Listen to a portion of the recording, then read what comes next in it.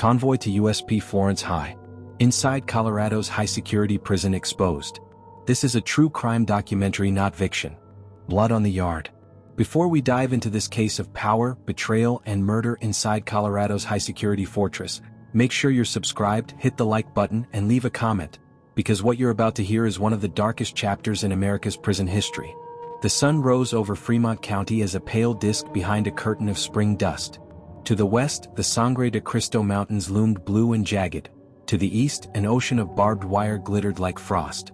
Just off Highway 67 sat the Florence Federal Correctional Complex, a sprawl of beige concrete boxes ringed by double fences and motion sensors. At its heart was the Supermax, ADX Florence, known as the Alcatraz of the Rockies. But today's story begins next door at its lesser-known sibling, USP Florence High. Florence High was designed to hold 1,500 of the most dangerous federal inmates, gang shot callers, contract killers, men who had burned every bridge in the Bureau of Prisons. On paper it was high security, a step below the Supermax. In reality it was a pressure cooker. Inmates called it Gladiator School, a place where politics, grudges, and violence simmered until they boiled over. It was here, on a windy March afternoon in 2008, that a quiet showdown erupted into one of the deadliest incidents in modern federal prison history. Just after noon count, the recreation yard opened. Inside its high concrete walls, clusters of men drifted toward the pull-up bars or paced along the outer track. From a tower above, a correctional officer scanned the scene with binoculars. He'd been briefed that morning about rising tension between two groups, members of the Serenos and a smaller set from the DC Blacks. Intelligence had flagged possible retaliation for an assault weeks earlier in the Chow Hall. No weapons were supposed to be on the yard. Yet every veteran staffer knew how easily a shank could be hidden inside a sneaker or taped under a bench. Among the crowd was 32-year-old Manuel Listo Lopez, a quiet but feared enforcer who'd been transferred from California's Victorville after stabbing a rival in the eye. Lopez had a new target, at least according to the kite intercepted by SAS, Special Investigative Services, the day before. The intended victim was a stocky man in his mid-20s, known in paperwork only as inmate JL. He was serving a decade for federal weapons charges but had racked up enemies by refusing to check in with any gang. To some, he was a rogue. To others, he was a loose end. At 12:34 p.m., cameras caught Lopez and another inmate walking slowly behind JL as he jogged past the handball court. Witnesses later told investigators they saw a glint, homemade metal pulled from a mop wringer. Within seconds the yard erupted. Lopez lunged first, plunging a 6-inch shank into JL's lower back. His partner came from the side, slashing at JL's neck. JL collapsed near the pull-up bars as blood spattered across the cracked concrete. Correctional officers hit their alarms. Sirens wailed. The tower guard raised his rifle and barked orders through a bullhorn. But the attack was fast and frenzied. Before the yard could be cleared, JL had been stabbed more than 20 times. Two other inmates joined the melee, not to defend JL but to shield the attackers, blocking officers from getting close. By the time the responding team fired pepper balls and flashbangs, the damage was done. Paramedics rushed through the sally port with a stretcher. JL's eyes were open but glassy. His skin had turned the color of wet cement. Inmates shouted in Spanish and English, some cheering, some cursing. Officers pinned Lopez to the ground, his hands slick with blood. The second attacker dropped his weapon and lay flat, panting. Both men were cuffed and dragged away. For staff inside Florence High, violence was nothing new. In the preceding 2 years, the prison had logged dozens of assaults, some so brutal they drew quiet visits from Washington. But this killing, in broad daylight, under watchtowers and cameras, was a gut punch. How had two inmates smuggled weapons onto a yard searched minutes before? How had intelligence failed? And who exactly was the real target? The FBI's Denver field office dispatched 2 agents that evening. One of them, Special Agent Dana Kearns, had spent years chasing gang conspiracies in New Mexico. The other, a younger analyst named Travis Cole, specialized in mapping inmate communications. Together they arrived at Florence under a sky streaked with orange and ash. They were met at the gate by Lieutenant Mark Renner, the prison's grim-faced operations chief. "Welcome to our headache," Renner said as he led them through security. His voice echoed off concrete. "You're looking at a murder we saw coming but couldn't stop." Kearns studied the surveillance stills in her folder. Lopez's face was clear, but the second attacker wore a knit cap low over his brow. "We'll need all the kites, call logs, and video from the past month," she said. "Already boxed up," Renner replied. But there's something else. He lowered his voice as they approached the control center. 2 days before the hit, Lopez got a legal visit. Same lawyer who represents a Nuestra Familia capo at ADX. Coincidence? Inside the control room, screens flickered with real-time feeds from the compound. The rec yard now stood empty, raked by spotlights. Evidence techs bagged bloody clothing under the gaze of a forensic camera. Kearns felt a chill, not from the cold but from the sense of a chessboard where pieces moved under invisible hands.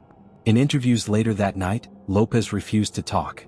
"Lawyer," he said, smirking. His partner said nothing at all.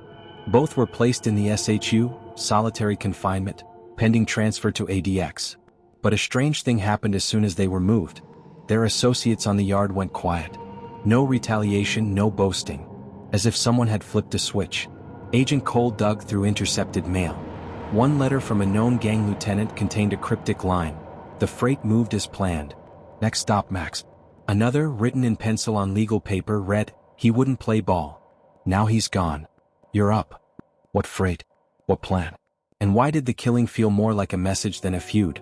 Kearns began to suspect that JL hadn't been the only target, or even the main one. She learned that the week before his death, JL had been questioned by SIS about contraband cell phones smuggled in through a food service contractor. He'd agreed to a second interview but never showed. Was he cooperating? Did someone inside know? 2 nights after the stabbing, a corrections officer found a note taped under a bench in the chapel.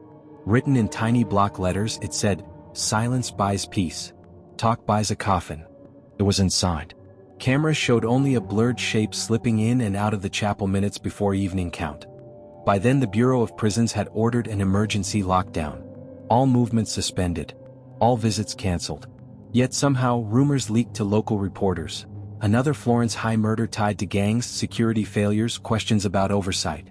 The warden held a brief press conference, promising a full investigation. No one mentioned that Lopez had been on a short list for transfer to ADX. Until now. Kearns met with the warden the next morning. If Lopez was headed to Supermax, she said, "Why kill a guy days before you leave? Unless someone told him he wasn't going after all." The warden rubbed his temples. "We're getting heat from DC. They want answers yesterday." Kearns stared out the window at the distant razor wire of ADX, gleaming under a rising sun. She'd spent her career tracing conspiracies in neighborhoods and prisons alike. But Florence High felt different, like a staging ground for something larger, a hidden economy of favors, hits, and transfers. Each killing a transaction, each inmate a currency. At 10:17 a.m. her phone buzzed. It was Agent Cole from the evidence room. "You're going to want to see this," he said. Minutes later she stood over a table where Cole had spread out confiscated envelopes. One bore a faint stamp of a dragon and star, a symbol linked to a West Coast syndicate. Inside was a single Polaroid. It showed JL alive, seated at a metal table in the visiting room. Across from him sat a man in a tailored suit whose face was mostly hidden by a newspaper.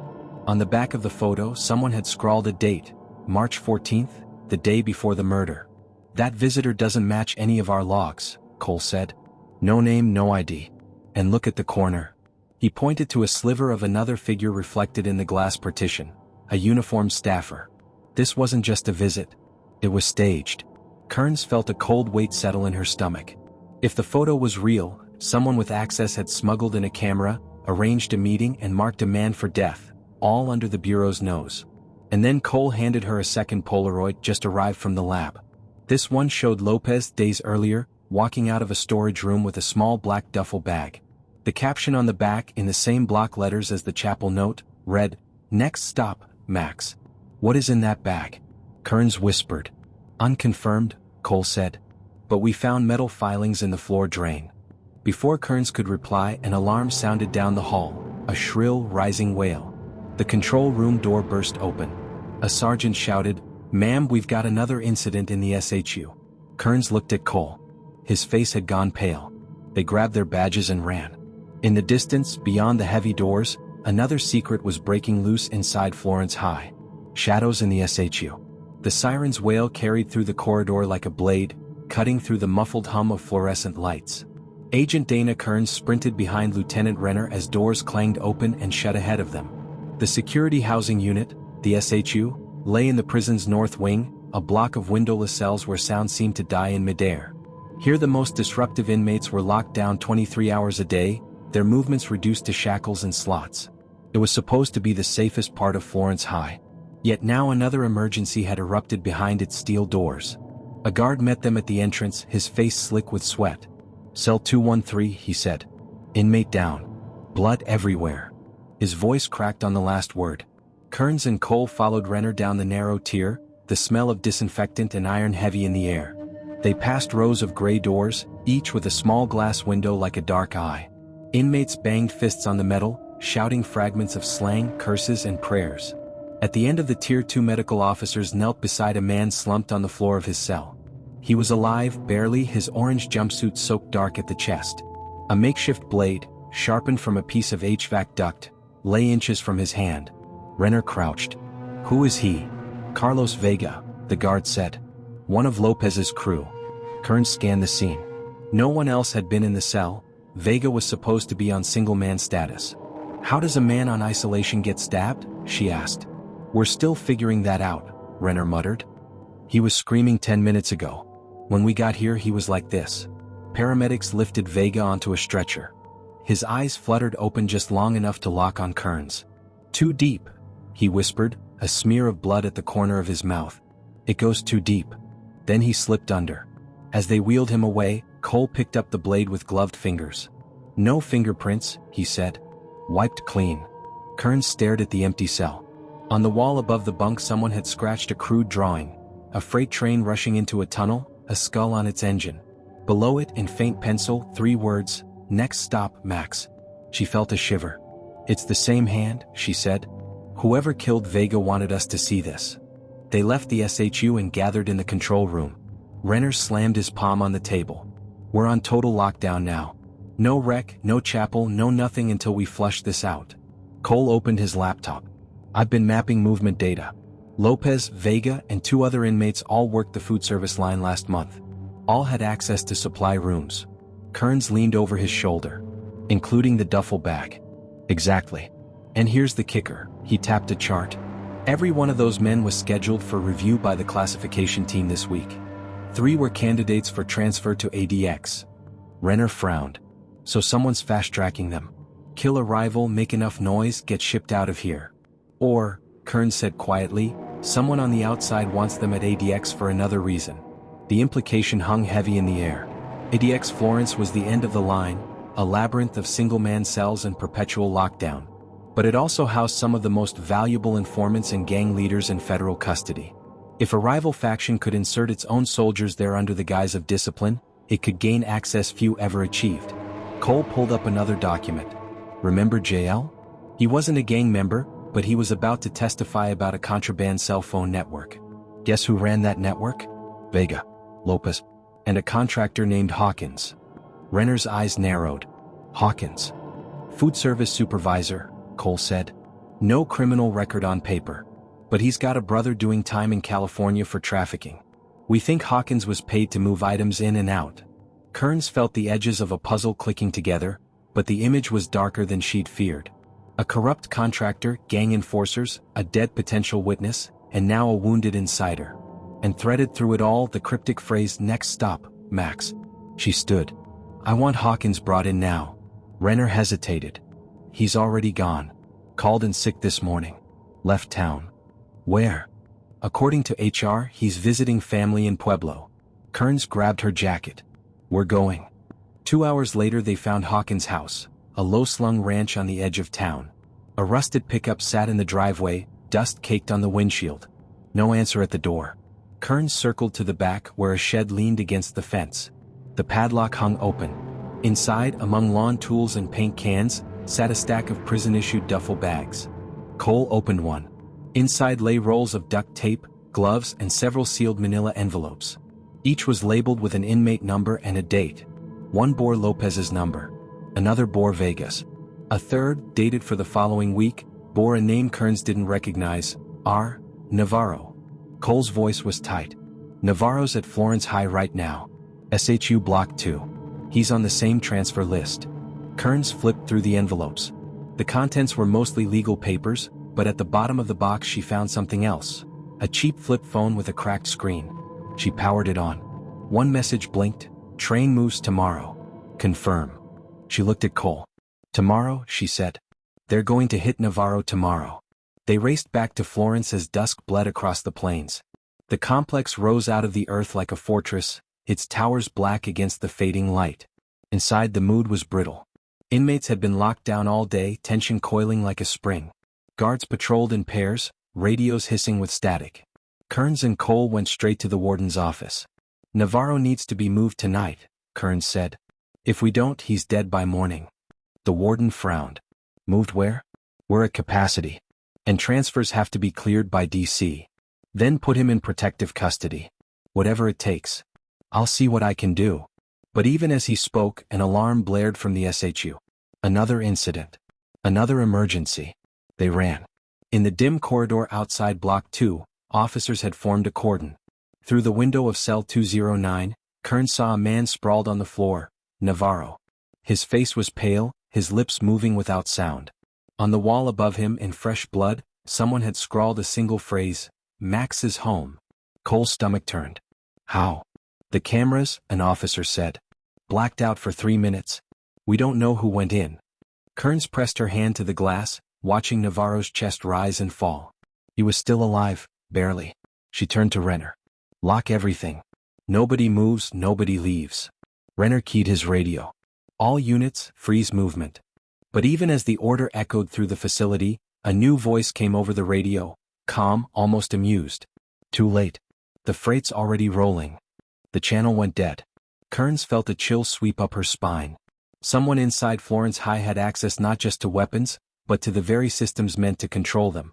Someone was playing a larger game, and she and Cole were already behind the clock. As medics rushed Navarro out, Kearns noticed a slip of paper clenched in his fist. She pried it free. On it was a crude map of Florence High, marked with an X at a storage room near the loading dock. The same area Lopez had been photographed leaving with the duffel bag. She met Cole's eyes. That's where it starts, she said.